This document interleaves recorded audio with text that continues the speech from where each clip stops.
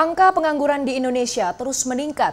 Data Kementerian Ketenagakerjaan, jumlah pekerja terdampak PHK hingga akhir April sudah melebihi 24.000 jiwa. Lantas bagaimana kiat bertahan hidup di tengah gelombang PHK dan kelesuan ekonomi? Saya merangkum informasinya untuk Anda.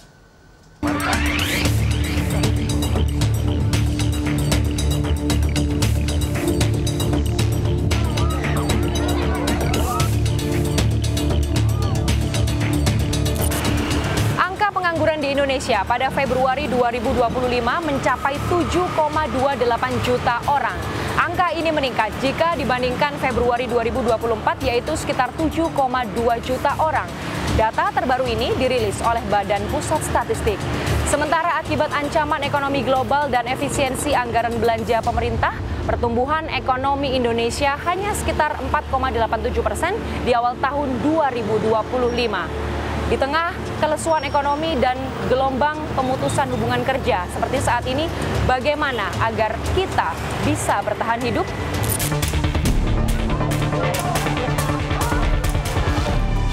Gelombang PHK masih bergulir di Indonesia.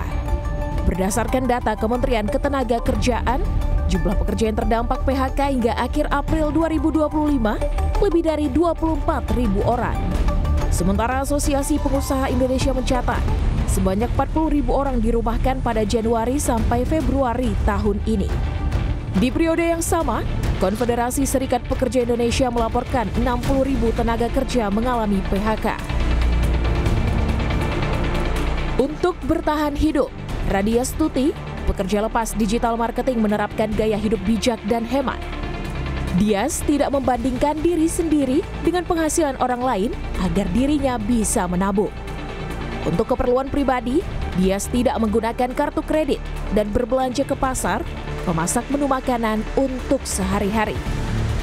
Buat aku, kunci kalau misalkan mau bertahan di hidup yang keras, itu kamu harus define sejak awal definisi bahagiamu itu apa, kayak gitu. Dari situ kamu bisa sebenarnya akan sangat mudah untuk menurunkan itu, mulai dari cara penghematan, terus cara lifestyle hidupmu. Dari situ aku rasa kamu akan tahu makna dari kaya yang sebenarnya itu apa, cukup itu sebenarnya apa, dan nggak akan terlalu bergonjang-ganjing dengan situasi eksternal. Karena kan kalau misalkan eksternalnya lagi kacau kayak kondisi ekonomi dan politik sekarang, tapi dari internalnya kamu udah kuat, aku rasa sih nggak akan goyah. Mengatasi ledakan pengangguran di kalangan pekerja, pemerintah mestinya bisa membuka lapangan pekerjaan tanpa batasan usia. Sementara bagi pekerja, di tengah kelesuan ekonomi, ini saat yang tepat untuk berhemat dan hanya membeli barang yang harganya terjangkau. Selain itu, cari pekerjaan sampingan di luar pekerjaan utama atau ikuti pelatihan kerja yang diberikan pemerintah secara gratis. Membuka pekerjaan di lain pekerjaan utama. Pekerjaan utama tetap ya, ada pekerjaan tambahan. Yang kedua, pengembangan diri. Pengembangan diri, ikuti pelatihan training yang diberikan oleh pemerintah secara gratis supaya nggak keluar biaya lagi ya untuk ikut pelatihan. Ikuti itu supaya bisa berkompetisi mendapatkan peluang kerja lebih baik.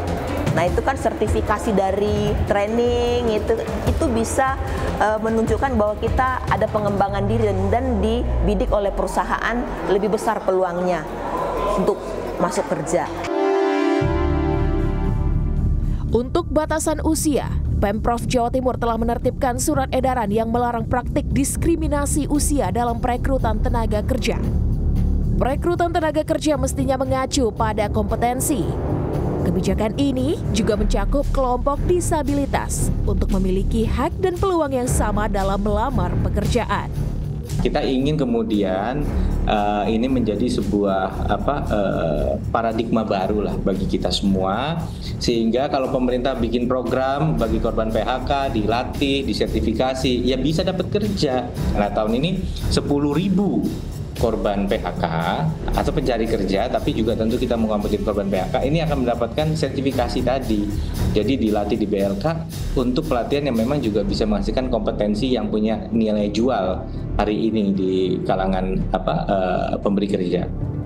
Surat edaran ini memperkuat Undang-Undang Nomor 13 Tahun 2003 tentang perlakuan setara bagi setiap tenaga kerja. Membatasi usia pekerja adalah bentuk diskriminasi yang bisa mempercepat hilangnya kesempatan bagi pekerja yang berpengalaman. Tim Liputan, CNN, Indonesia.